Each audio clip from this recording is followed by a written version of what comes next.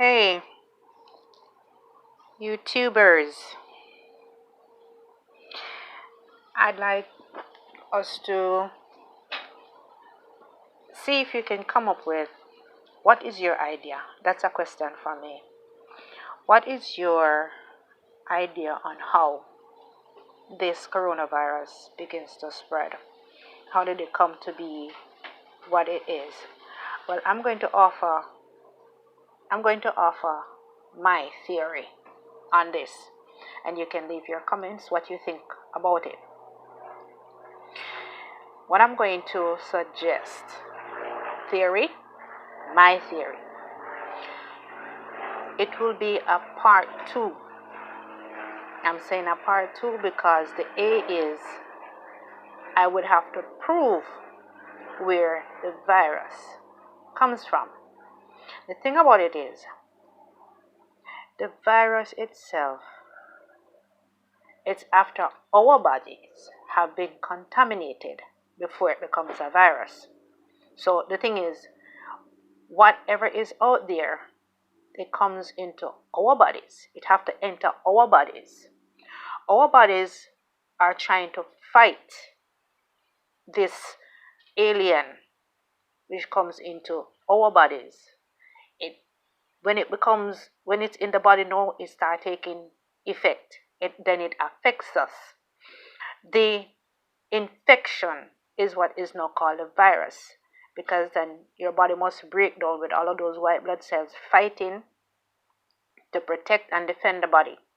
These break down now and becomes certain kinds of it builds certain kind of fluid, and this fluid becomes built up into the lungs, which gives the respiratory condition that has been seen throughout these over how much 14,000 people that died in the USA and across the world. What's really causing people to die is the fluid that has overtaken or overwhelmed the lungs that makes people unable to breathe. To what some people have already said,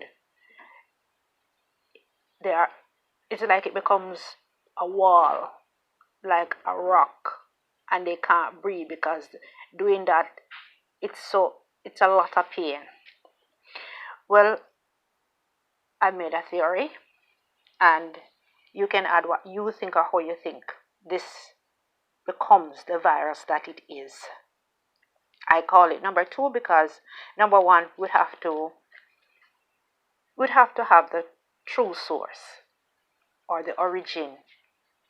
I have an idea how it may have all started, but I'm not going there. What I am coming from, you see this social distancing. We are, our bodies is the incubator for the virus. Before it becomes the virus, for me it's a cell.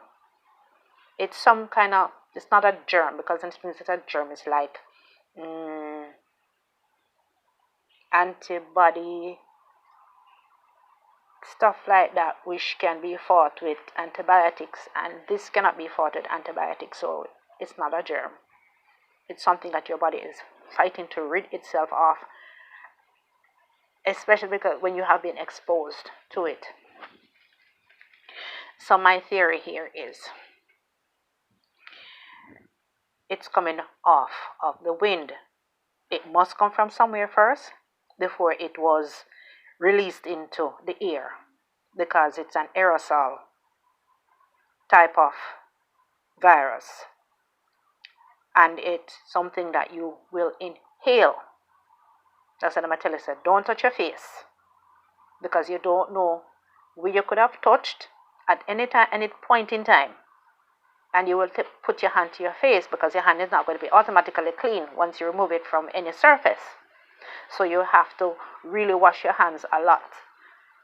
After you wash your hands, you can put it to your face, but then you know it's best to really you keep your hands from your face or Try to keep your hands clean enough so that them can reach your face. And how often are you going to remember to wash your hands? So I have theorized from the wind. It is carried in the air by the wind.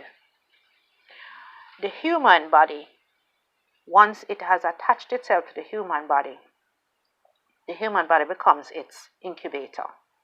And the incubator is where it becomes fertilized. It takes on a body. And this is where the two becomes a problem, because once it comes in the body now, it wants to find a home where it can grow and develop. This causes a problem because the body recognizes that it's a foreign matter and it's alien to it. It's trying to get rid of it. Where does it end up? In your lungs. So while it's in your lungs, it's incubating, it's developing. In your lungs, you ever swallow something and you're ready to swallow it?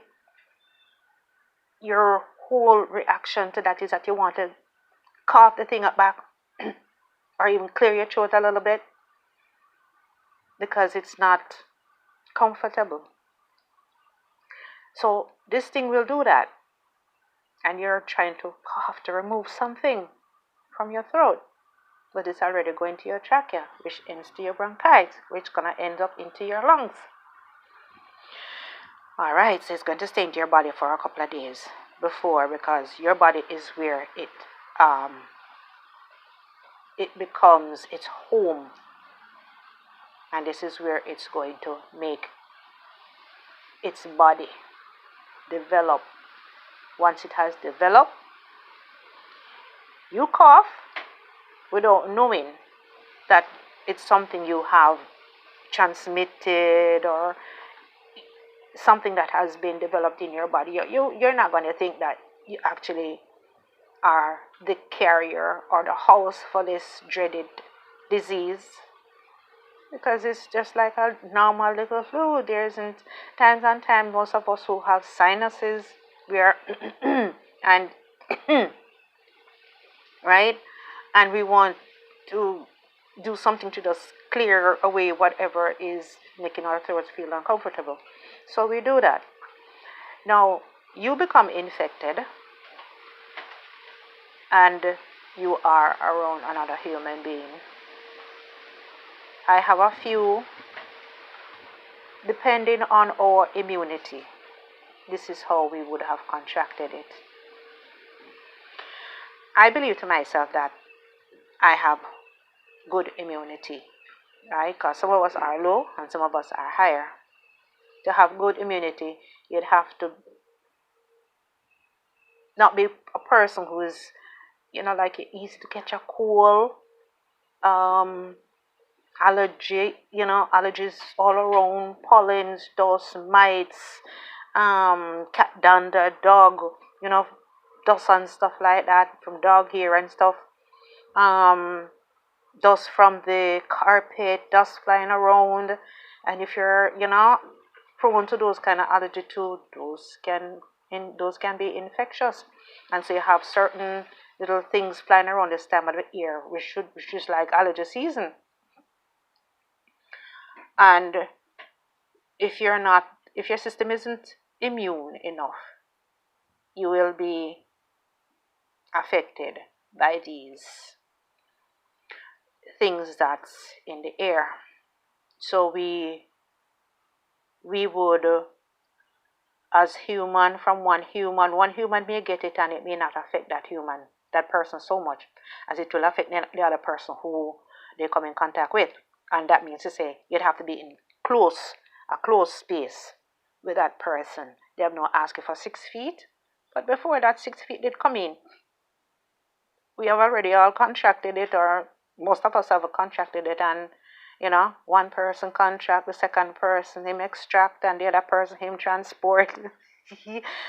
It's to this virus. It's a business, and it's multiplying very quickly. So here I write, you have the weak, we have the young, and we have the old. but we have also the human who is just a carrier. So it doesn't mean that they're not infected. They're just not affected as those whose immune system are low. For those who are weak, of course, they are prone to this. The young, not completely, not fully developed, yes, they are prone to this. You have the older people, they're prone to this, especially if they are compromised, immunocompromised, and they have other contrary or contradictions or complications with their illnesses from old age go straight back. So they have quite a few to mention that are immunocompromised for persons who this virus could infect. So it's tragic, but if we don't look after one another and look for each other, right, we are bound to infect and affect each other. So I have written here short so that I can finish this video. From the wind it travels and lodges onto a human by their skin or clothes. It then incubates them, then develops and multiplies. If the person is healthy, they may become infected but not show symptoms. They are carriers. A person whose immune system is low will contract it and pass it on by a group of 2 or more persons. It takes only one person to contract it. Incubation for this cell deposit takes one human from one to many. One person is enough to set it off. Social distancing may slow it down, but remember, it's in the air. It travels by the wind. I can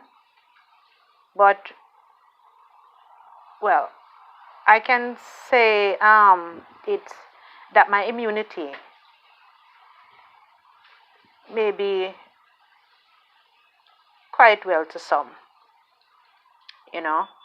and the immunity part, it does help if you're that immune. It will fend it off for a while, right? As yours may differ from mine. The bottom line is, if it infects one person, okay, if it infects one person by coughing, breathing, talking, sneezing, don't even think about kissing, can send hundreds of it back into the air, which stays airborne for many hours. So, my peeps out there, what is your thoughts on how this is spread? How do you think it comes by? My theory comes by the air. They do say that it's airborne, and that from speaking, coughing, sneezing, breathing. How does it come first into your system if you were nowhere near anyone who had COVID-19? If you were nowhere anyone, how could you have gotten it? Where it originates from, that needs to be checked out. I have some ideas, but I'm not going to say, for everyone must be held accountable. And everything you say, you have to be accountable for it. But my body becomes a house, an incubator, or something that I inhale. Because you have to inhale it, don't it? If somebody else is beside you and you don't know that they have it, you can contract it. How? Because you inhale it. So if there's nobody around, how do you get it? Nobody else is around who is infected. How do you get it? You see, there's nobody else to deposit it to you. So the only way you can get it is except it's already in the air. And it's in the air because it's up there, neutral, until it comes into your body. Then it makes itself comfortable and begins to develop everything and all the strains so that you come now to have the symptoms. And then you become the carrier. Later on, at a further date, you become broken down. You begin to feel like the person who is not so well. It's just that your immune system is stronger, but it beat up your immune system, except you get help. So what is your take on it? That is my theory. Yeah? All right.